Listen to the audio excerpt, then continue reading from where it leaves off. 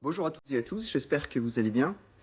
Dans notre dernière vidéo, on avait parlé des avantages d'investir dans un bien neuf. Alors pour rappel, des frais de notaire réduits, des économies importantes sur les coûts du chauffage et de l'éclairage, quasiment zéro dépense d'entretien et de rénovation grâce aux garanties, et des coûts de financement souvent plus bas, renforcés par la possibilité de contracter un prêt à taux zéro. Alors aujourd'hui, on va plonger dans un des plus gros avantages qu'offre l'achat d'un bien neuf, à savoir les dispositifs de défiscalisation que sont le Pinel et le Pinel Plus.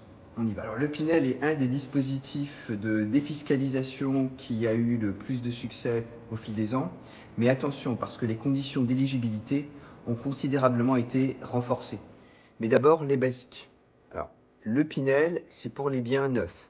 Donc si vous possédez un petit studio sympa avec poutre apparente qui donne sur le Parlement de Bretagne, ben le Pinel, c'est pas pour vous. Alors tout n'est pas perdu, sachez qu'il existe quand même un dispositif pour les biens anciens similaire au Pinel, mais qui n'est possible que si vous vous engagez dans des travaux importants. Alors c'est ce qu'on appelle le dispositif de Normandie. Alors il y a un autre critère d'éligibilité, c'est que vous êtes contraint au niveau du loyer, qui ne doit pas dépasser un certain plafond.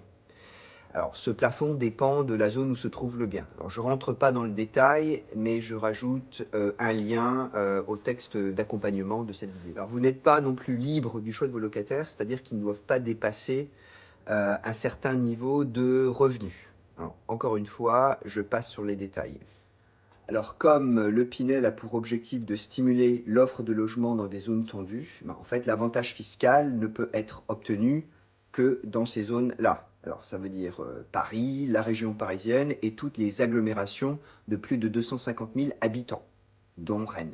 Alors, vous vous êtes rendu compte qu'il fallait quand même cocher pas mal de cases pour être éligible à ce dispositif. Alors, ça donne quoi en monnaie sonnante et trébuchante?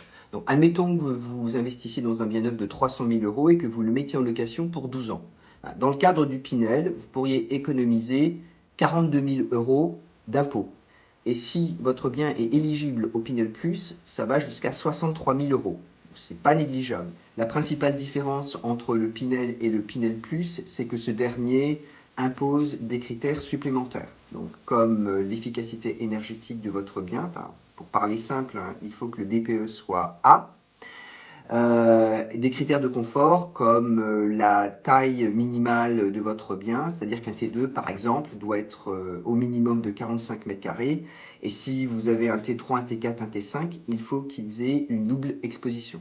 Un mot d'avertissement quand même, le Pinel dit classique s'éteint cette année, après 10 ans quasiment de bons et loyaux services. Alors pour résumer, beaucoup de contraintes et d'obligations pour être éligible au Pinel et au Pinel Plus, mais des économies d'impôts substantielles. Si vous avez des questions ou des points à éclaircir, n'hésitez pas à les poser dans les commentaires. Sinon, je vous dis à bientôt.